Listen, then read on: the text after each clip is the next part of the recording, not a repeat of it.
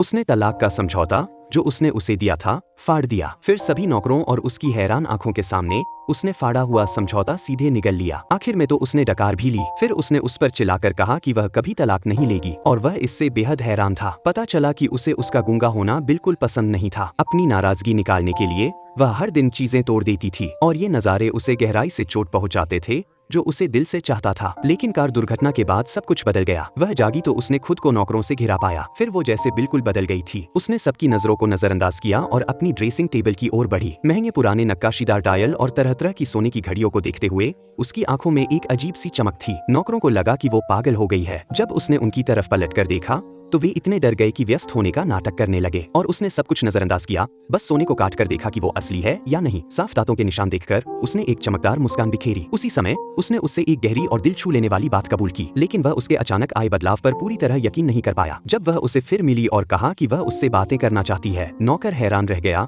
उसे लगा कि उसका दुर्भाग्य आने वाला है, क्योंकि जो बोल नहीं सकता था उसे सबसे ज्यादा नापसंद था जब कोई कहे कि कोई उससे बातें करना चाहता है। लेकिन वह नाराज नहीं हुआ और उसने चालाकी से उसके लिए कुर्सी खींच दी। उसने अपना पोर्टेबल नोटबुक निकाला।